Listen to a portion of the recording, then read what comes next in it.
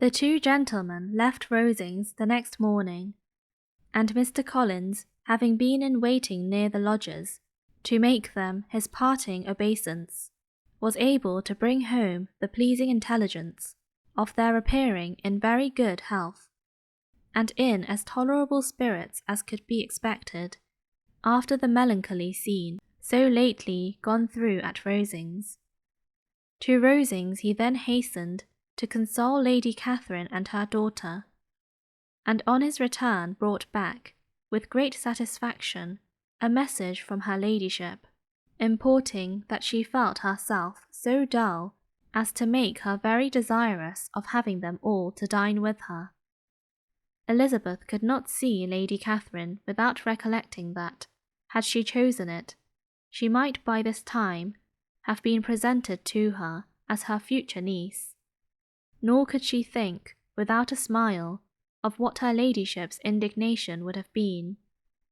What would she have said? How would she have behaved? Were questions with which she amused herself. Their first subject was the diminution of the Rosings party. "I assure you, I feel it exceedingly," said Lady Catherine.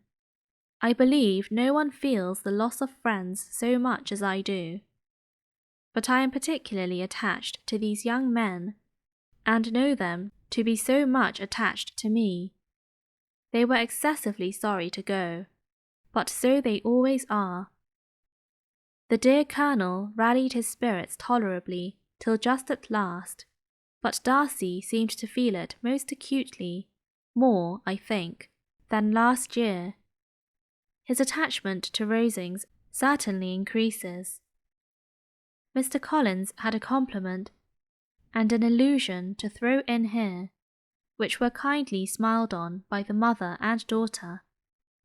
Lady Catherine observed, after dinner, that Miss Bennet seemed out of spirits, and immediately accounting for it by herself, by supposing that she did not like to go home again so soon, she added, "But if that is the case, you must write to your mother, and beg that you may stay a little longer. Mrs. Collins will be very glad of your company, I am sure." "I am not obliged to your ladyship for your kind invitation," replied Elizabeth, "but it is not in my power to accept it. I must be in town next Saturday." "Why, at that rate, you will have been here only 6 weeks. I expected you to stay 2 months. I told Mrs. Collins so before you came. There can be no occasion for your going so soon. Mrs. Bennet could certainly spare you for another fortnight. But my father cannot. He wrote last week to hurry my return." "Oh, your father, of course, may spare you, if your mother can. Daughters are never of so much consequence to a father. And if you will stay another month complete, it will be in my power to take one of you as far as London, for I am going there early in June for a week, and as Dawson does not object to the barouche box, there will be very good room for one of you, and indeed, if the weather should happen to be cool, I should not object to taking you both, as you are neither of you large." "You are all kindness, madam, but I believe we must abide by our original plan." Lady Catherine seemed resigned. "Mrs. Collins, you must send a servant with them. You know I always speak my mind, and I cannot bear the idea of 2 young women travelling post by themselves. It is highly improper. You must contrive to send somebody. I have the greatest dislike in the world to that sort of thing. Young women should always be properly guarded and attended, according to their situation in life. When my niece, Georgiana, went to Ramsgate last summer, I made a point of her having 2 men servants go with her.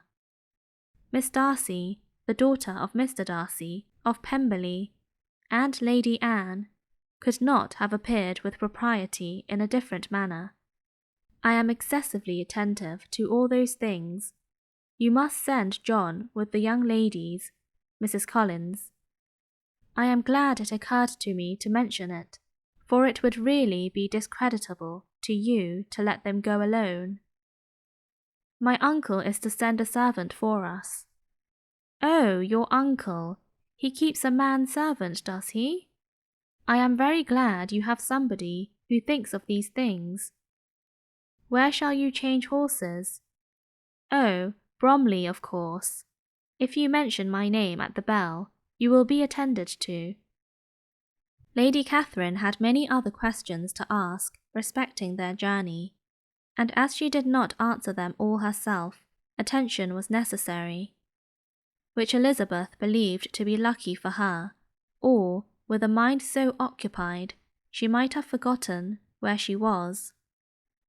Reflection must be reserved for solitary hours. Whenever she was alone, she gave way to it as the greatest relief, and not a day went by without a solitary walk, in which she might indulge in all the delight of unpleasant recollections. Mr. Darcy's letter she was in a fair way of soon knowing by heart.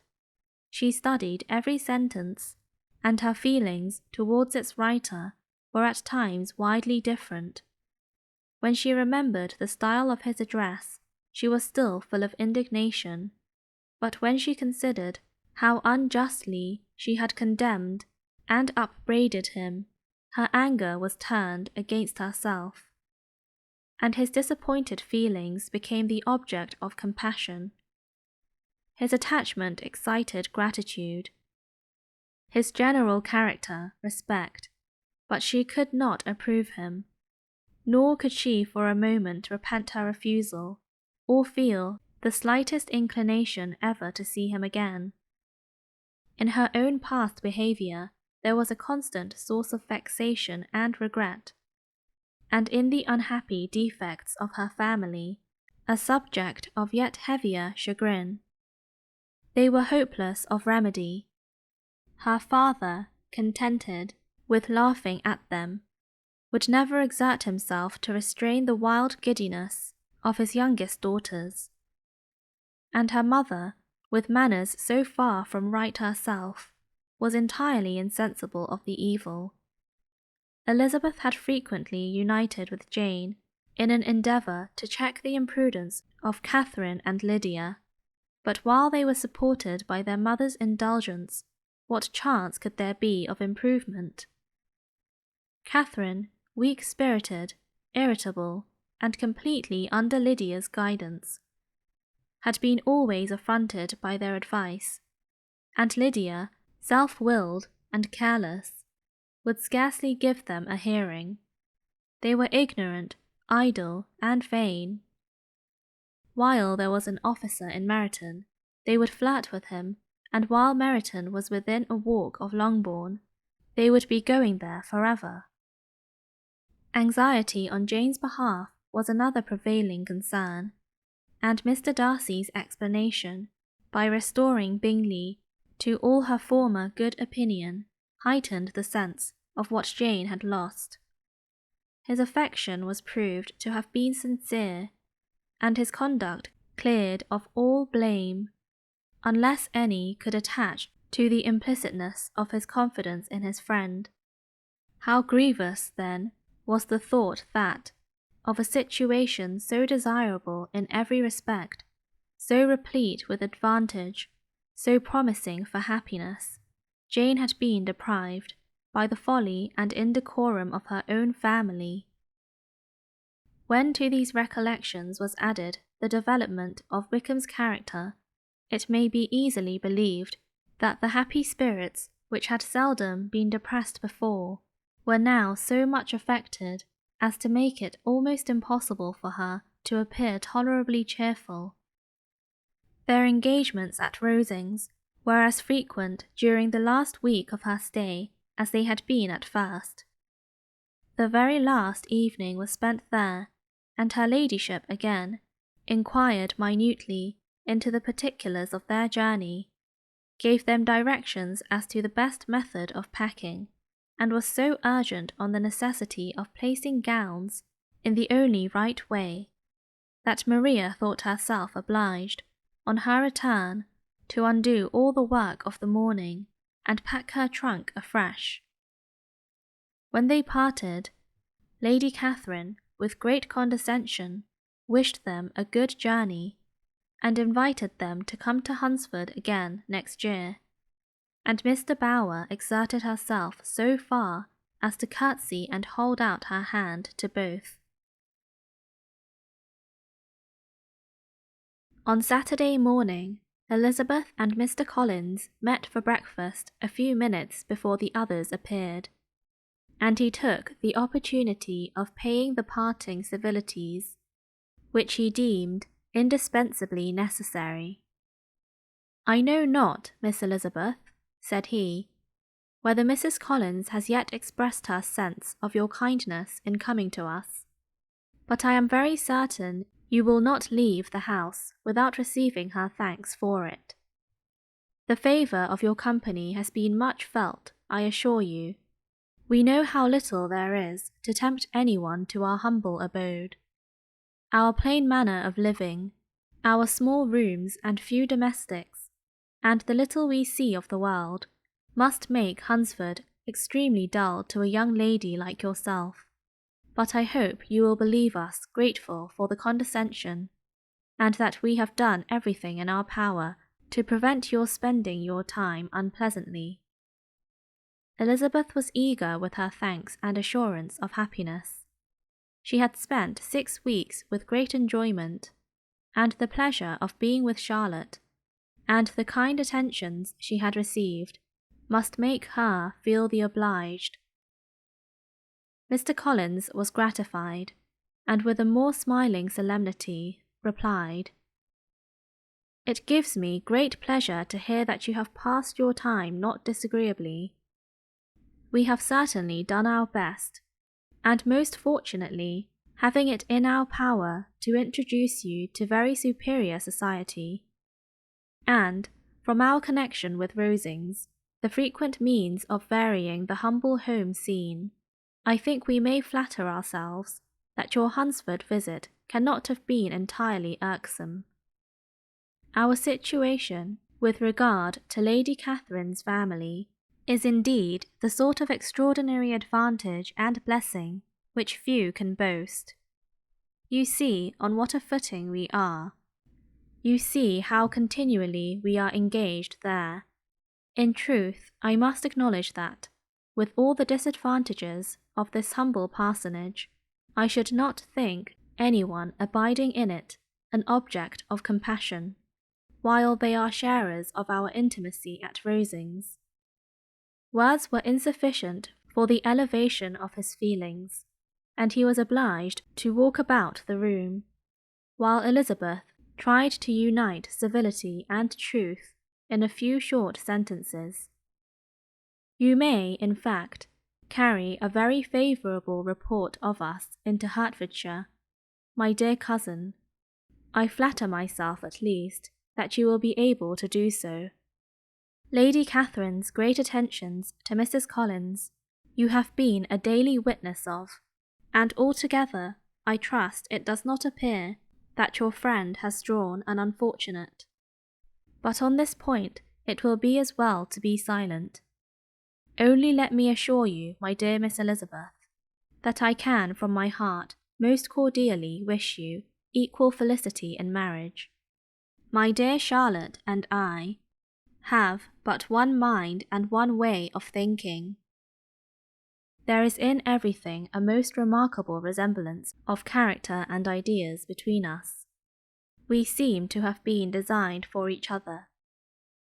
Elizabeth could safely say that it was a great happiness where that was the case, and with equal sincerity could add, that she firmly believed and rejoiced in his domestic comforts. She was not sorry, however, to have the recital of them interrupted by the lady from whom they sprang. Poor Charlotte! It was melancholy to leave her to such society. But she had chosen it with her eyes open, and though evidently regretting that her visitors were to go, she did not seem to ask for compassion. Her home and her housekeeping, her parish and her poultry, and all their dependent concerns had not yet lost their charms. At length the chaise arrived, the trunks were fastened on, and parcels placed within, and it was pronounced to be ready.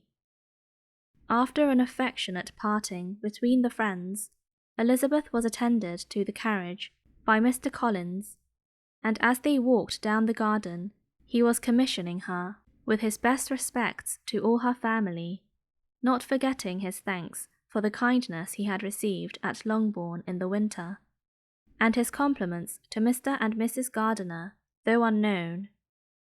He then handed her in.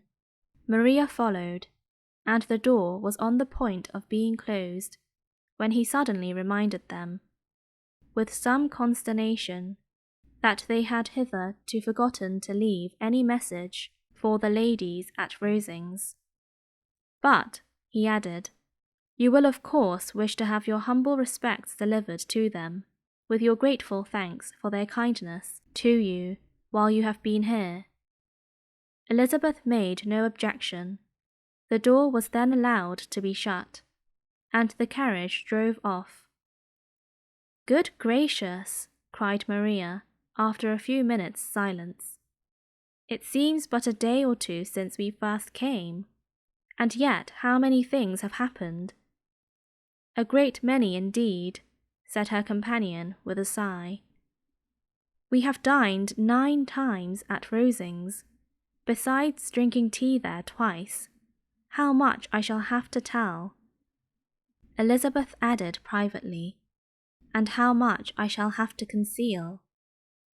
Their journey was performed without much conversation or any alarm, and within 4 hours of their leaving Hunsford they reached Mr. Gardiner's house, where they were to remain a few days.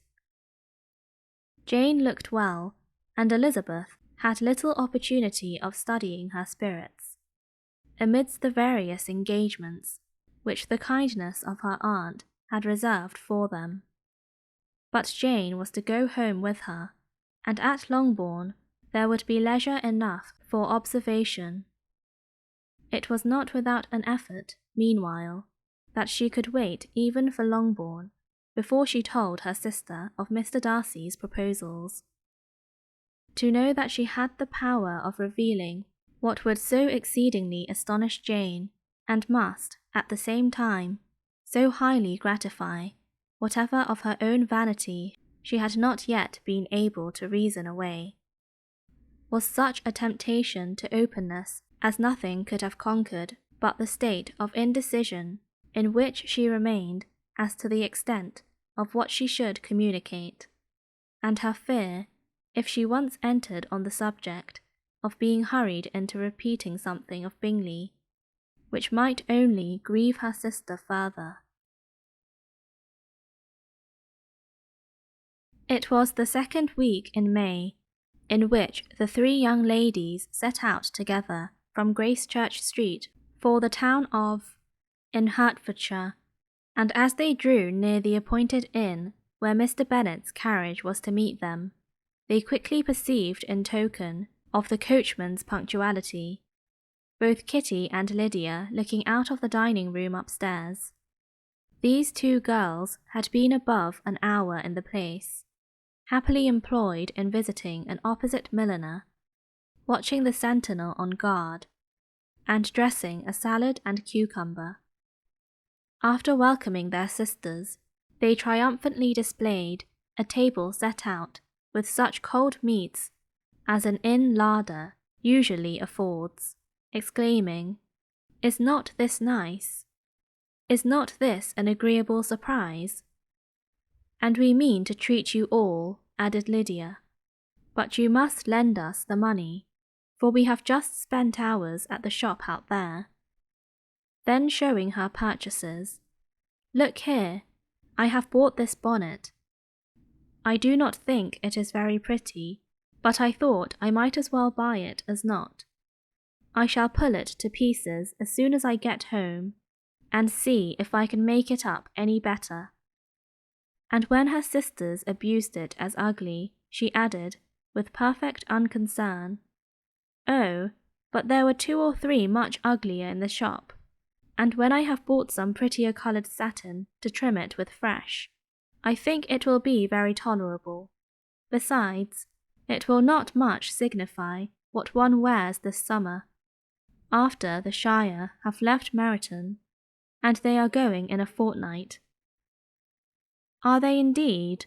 cried Elizabeth, with the greatest satisfaction. "They are going to be encamped near Brighton, and I do so want Papa to take us all there for the summer. It would be such a delicious scheme, and I dare say would hardly cost anything at all. Mamma would like to go too, of all things. Only think what a miserable summer else we shall have." "Yes," thought Elizabeth, "that would be a delightful scheme indeed, and completely do for us at once. Good heavens, Brighton, and a whole campful of soldiers to us, who have been overset already by one poor regiment of militia, and the monthly balls of Meryton. Now I have got some news for you," said Lydia, as they sat down at table. "What do you think?"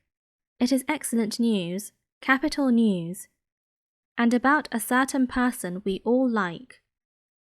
Jane and Elizabeth looked at each other, and the waiter was told he need not stay. Lydia laughed and said, "Aye, that is just like your formality and discretion. You thought the waiter must not hear, as if he cared. I dare say he often hears worse things said than I am going to say, but he is an ugly fellow. I am glad he is gone.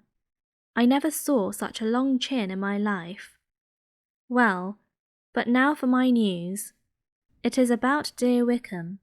Too good for the waiter, is it not? There is no danger of Wickham's marrying Mary King. There's for you. She is gone down to her uncle at Liverpool, gone to stay. Wickham is safe." "And Mary King is safe," added Elizabeth. "Safe from a connection imprudent as to fortune. She is a great fool for going away if she liked him. But I hope there is no strong attachment on either side," said Jane. "I am sure there is not on his. I will answer for it. He never cared 3 straws about her." "Who could about such a nasty little freckled thing?" Elizabeth was shocked to think that, however incapable of such coarseness of expression herself, the coarseness of the sentiment was little other than her own breast had harboured and fancied liberal. As soon as all had ate and the elder ones paid, the carriage was ordered, and after some contrivance the whole party, with all their boxes, work-bags, and parcels, and the unwelcome addition of Kitty's and Lydia's purchases, were seated in it. "How nicely we are all crammed in," cried Lydia. "I am glad I bought my bonnet, if it is only for the fun of having another bandbox. Well, now let us be quite comfortable and snug, and talk and laugh all the way home. And in the first place, let us hear what has happened to you all since you went away. Have you seen any pleasant men? Have you had any flirting? I was in great hopes that one of you would have got a husband before you came back. Jane will be quite an old maid soon, I declare. She is almost 23. Lord, how ashamed I should be of not being married before 23. My Aunt Phillips wants you so to get husbands. You can't think. She says Lizzie had better have taken Mr. Collins, but I do not think there would have been any fun in it. Lord, how I should like to be married before any of you, and then I would chaperon you about to all the balls. Dear me, we had such a good piece of fun the other day at Colonel Forster's. Kitty and me were to spend the day there, and Mrs. Forster promised to have a little dance in the evening. By the by, Mrs. Forster and me are such friends, and so she asked the two Harringtons to come, but Harriet was ill, and so Pen was forced to come by herself, and then, what do you think we did?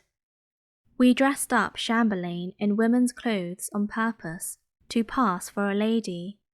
Only think what fun! Not a soul knew of it, but Colonel and Mrs. Forster and Kitty and me, except my aunt, for we were forced to borrow one of her gowns, and you cannot imagine how well he looked. When Denny and Wickham and Pratt and 2 or 3 more of the men came in, they did not know him in the least. Lord, how I laughed, and so did Mrs. Forster. I thought I should have died, and that made the men suspect something, and then they soon found out what was the matter. With such kinds of histories of their parties and good jokes did Lydia, assisted by Kitty's hints and additions, endeavour to amuse her companions all the way to Longbourn. Elizabeth listened as little as she could, but there was no escaping the frequent mention of Wickham's name. Their reception at home was most kind.